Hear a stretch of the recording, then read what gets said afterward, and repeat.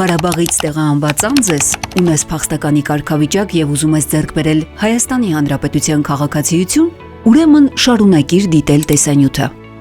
Այս թվային հարթակը ստեղծված է, որպեսզի գործընթացը լինի հնարավորինս հարմար։ Համակարգն առաջարկում է գրանցման 4 ընթացակարգ։ Փախստական տարբերակն ընտրում ես, եթե Ղարաբաղից տեղահանված անձ ես, չունես որևէ երկրի քաղաքացիություն եւ ունես 070 ծածկագրով անձնագիր։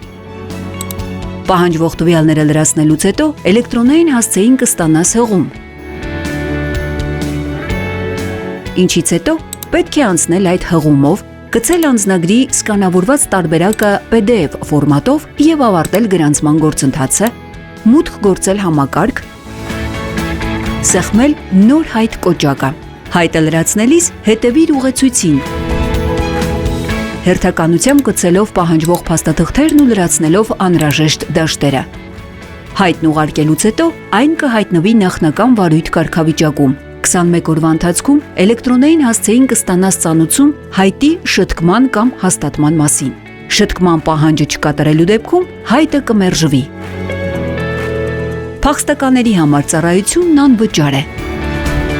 Հաստատումից հետո դու հնարավորություն կունենաս ընտրելու այցի օրը, վայրը եւ ժամը։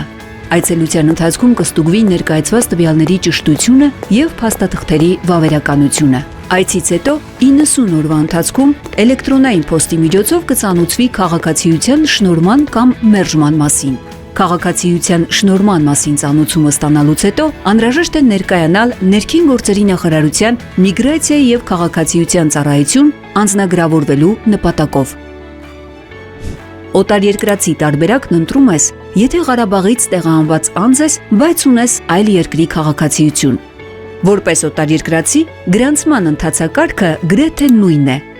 Սակայն տվյալ դեպքում ծառայության համար պետական տուրքը կազմում է 50,000 դրամ։ Հայաստանի Հանրապետության քաղաքացիության ստացումն այժմ ավելի պարզ է եւ հասանելի ցանկացած վայրից, ցանկացած պահի։